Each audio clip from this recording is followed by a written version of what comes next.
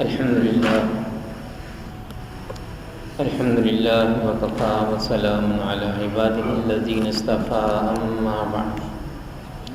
أما بعد فأعوذ بالله من الشيطان الرجيم بسم الله الرحمن الرحيم قل يا أيها الكافرون لا أعبد ما تعبدون ولا أنتم عابدون ما أعبد ولا أنا عابد ما عبدتم ولا أنتم عابدون ما أعبد لكم دينكم ولي دين صدق الله العظيم وصدق رسوله النبي الكريم اللهم صل على سيدنا محمد وعلى آل سيدنا محمد وأصحاب سيدنا محمد وبارك وسلم علیہ۔ 30ویں پارے کی سورۃ الکافرون ہمارے سامنے ہے۔ یہ مکی سورت ہے اور اس میں 6 آیات ہیں۔ یہ بہت فضیلت والی سورت ہے۔ اس کی تلاوت کرنا بہت بڑے اجر و ثواب کا باعث ہے۔ نبی کریم صلی اللہ تعالی علیہ وسلم کی سنت مبارکہ تھی کہ دن میں مختلف مواقع پر اس سورہ مبارکہ کی تلاوت فرمایا کرتے تھے۔ فجر کی سنتوں میں آپ صلی اللہ علیہ وسلم پہلی رکعت میں سورۃ الکافرون اور دوسری رکعت میں سورۃ الاخلاص یعنی قل هو اللہ احد ان کی تلاوت فرمایا کرتے تھے، اور رات کو سونے سے پہلے جو صورتیں پڑھنی چاہیے ان میں سورۃ الکافرون کا ذکر کئی احادیث میں آیا ہے، مختلف احادیث میں آیا ہے۔ یعنی صحابہ کرام نے یہ بھی روایت کیا ہے کہ حضور صلی اللہ علیہ وسلم رات کو سونے سے پہلے سورۃ الکافرون کی تلاوت فرماتے تھے، اور صحابہ کرام نے یہ بھی روایت کیا ہے کہ رسول پاک صلی اللہ علیہ وسلم نے سونے سے پہلے سورۃ الکافرون کے پڑھنے کی نصیحت فرمائی، اور صحابہ کرام نے یہ بھی روایت کیا ہے کہ ایک آدمی نے نبی پاک صلی اللہ علیہ وسلم سے پوچھا کہ سونے سے پہلے کیا پڑھا کروں، تو آپ صلی اللہ علیہ وسلم نے ان سے فرمایا کہ سونے سے پہلے تم سورۃ الکافرون پڑھا کرو۔ اب دیکھیں یہ 3 الگ الگ چیزیں ہیں۔ ایک روایت کے مطابق نبی پاک صلی اللہ علیہ وسلم اس کی تلاوت فرماتے تھے سونے سے پہلے، یہ ایک الگ چیز ہے۔ پھر آپ نے حکم دیا، یہ دوسری چیز ہے۔ اور تیسری چیز کسی نے پوچھا کہ سونے سے پہلے کیا پڑھوں، تو آپ صلی اللہ علیہ وسلم نے اس سورت کی تلاوت کرنے کی نصیحت فرمائی۔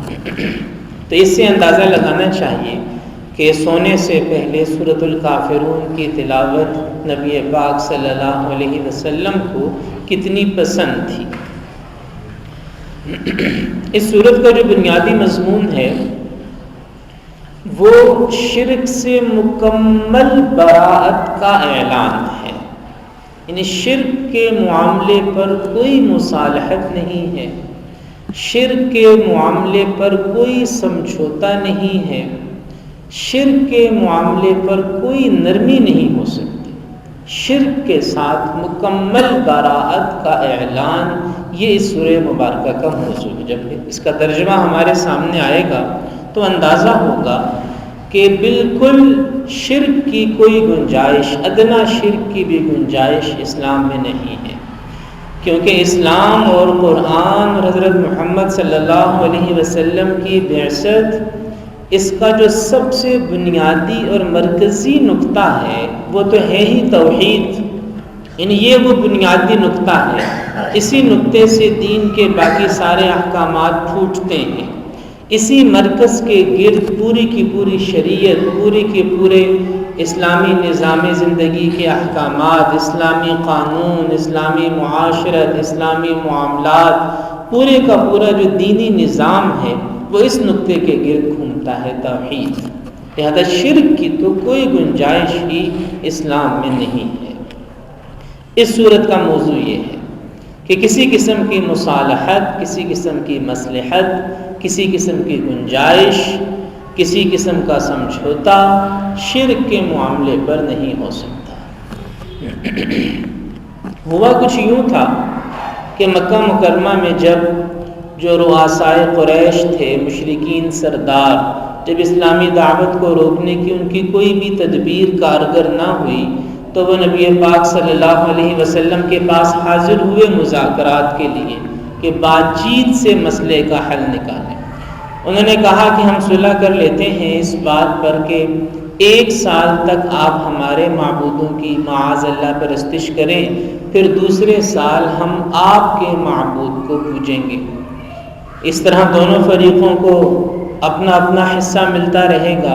نبی پاک صلی اللہ علیہ وسلم نے فرمایا کہ خدا کی پناہ، میں تو اپنے رب کے ساتھ ایک لمحے کے لیے بھی کسی کو شریک نہیں ٹھہرا سکتا۔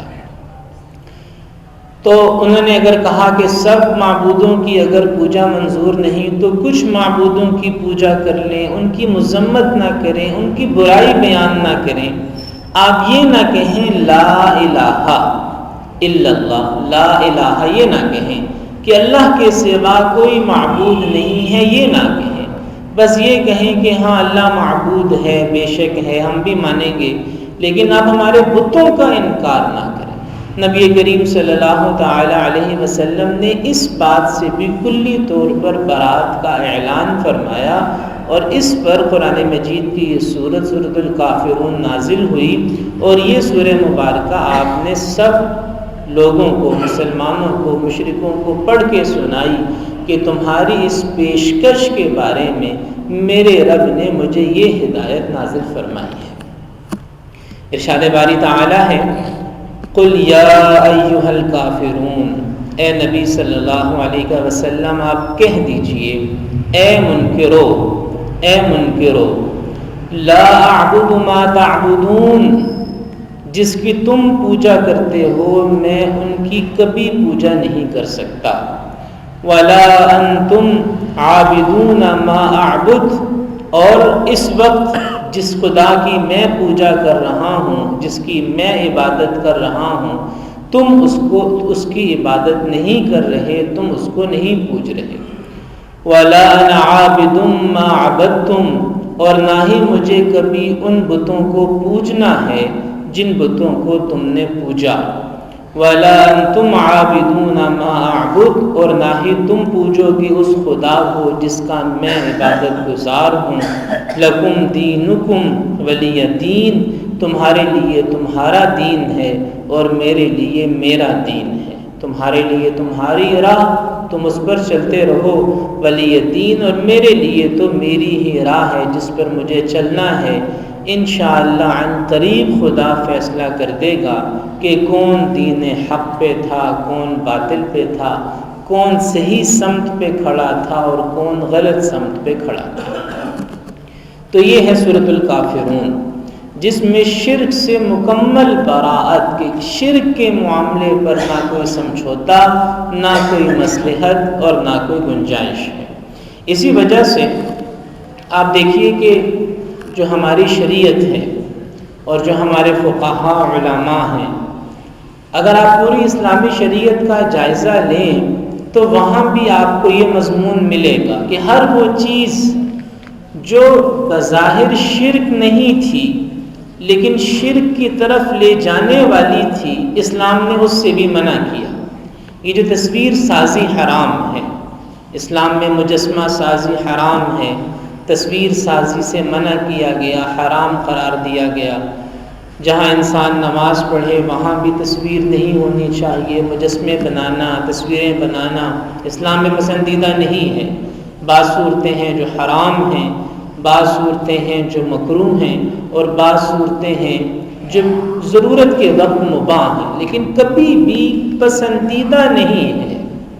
یعنی آپ اس بات پہ اگر غور فرمائیں کہ بعض صورتوں میں تصویر سازی حرام ہے، بعض صورتوں میں تصویر سازی مکروہ ہے، اور بعض صورتوں میں تصویر سازی بس مباح ہے، ضرورت کے تحت شناختی کارڈ پہ لگ گئی، نوٹ پہ لگ گئی، پاسپورٹ پہ لگ گئی، ضرورت کے تحت مباح ہے۔ لیکن کوئی موقع ایسا نہیں ہے جہاں تصویر سازی پسندیدہ ہو، پسندیدہ کہیں بھی نہیں ہے۔ حالانکہ دوسرے مذاہب میں اس عیسائیت کے اندر تصویر سازی ایک پسندیدہ کام ہے۔ گرجوں کے اندر، چرچوں کے اندر آپ نے سنا ہوگا، دیکھا ہوگا کہ باقاعدہ تصویریں بنائی جاتی ہیں، مجسمے بنائے جاتے ہیں۔ اسلام میں کبھی بھی تصویر سازی کو پسندیدگی کا مقام نہیں ملا، کبھی بھی، اور اس کی بنیادی وجہ یہی ہے کہ یہی وہ راستہ ہے جو انسان کو شرک کی طرف لے کر جاتا ہے۔ آج مجسمہ بنائے گا، آج تصویر بنائے گا، کل کو اسی مجسمے کی تقدیس شروع کر دے گا، اسے قابل احترام سمجھنا شروع کر دے گا، اور جو اگلی نسل آئے گی وہ اسے قابل احترام کے درجے سے اٹھا کر قابل عبادت کے درجے میں لے کر چلی جائے گی۔ اب حالانکہ تصویر میں اس کے سوا کوئی خرابی نہیں ہے، تصویر سازی میں، مجسمہ سازی میں اس کے سوا اور کوئی خرابی نہیں ہے کہ یہ انسان کو شرک کی طرف لے کر جاتی ہے۔ قبروں کے اوپر قبروں کو پکا بنانا اور قبروں کو پرکشش بنانا اور قبروں کی تعمیر سازی پہ پیسہ خرچ کرنا، یہ بھی اسلام میں پسندیدہ نہیں ہے۔ حالانکہ بظاہر اگر دیکھا جائے تو کوئی حرج نہیں ہے، ٹھیک ہے، قبر ہے، پیسے ہیں، لگائے، لیکن منع کیا گیا۔ کچی قبر پسندیدہ ہے، کچی قبریں ہی صحابہ کرام کی سنت ہے۔ اب کیوں ہے؟ اس لیے ہے کہ جب دنیا سے کوئی نیک شخص جائے گا تو پہل تو یہ اس کی قبر کو تقدیس کی جگہ سمجھے گا، احترام کی جگہ سمجھے گا، پھر آہستہ آہستہ وہ ہوگا جو آج ہو رہا ہے کہ قبروں پر باقاعدہ لوگوں نے شرک شروع کر دیا۔ سجدہ تعظیمی ہے، کسی کے سامنے جھکنا احترام کے ساتھ، کسی کو سجدہ کرنا احترام کے ساتھ، اسلام نے اس کو بھی حرام قرار دیا، کیونکہ یہ بھی ایک وقت آتا ہے کہ انسان کو شرک کی طرف لے کر چلا جاتا ہے۔ تو ہر وہ چیز جو شرک کی طرف لے جانے والی تھی، اسلام نے اس سے منع کر دیا۔ کیوں؟ کیونکہ شرک کے معاملے پر کوئی گنجائش نہیں ہے۔ یہ وہ معاملہ ہے جہاں نہ کوئی مصلحت ہے، نہ کوئی گنجائش ہے، اور نہ کوئی سمجھوتا ہو سکتا ہے۔ یہی مضمون یہاں سورۃ الاخلاص، سورۃ الکافرون میں بیان کیا گیا۔ اللہ تعالی ہمیں قرآن مجید کو سمجھ کر اس پر عمل کرنے کی توفیق عطا فرمائے۔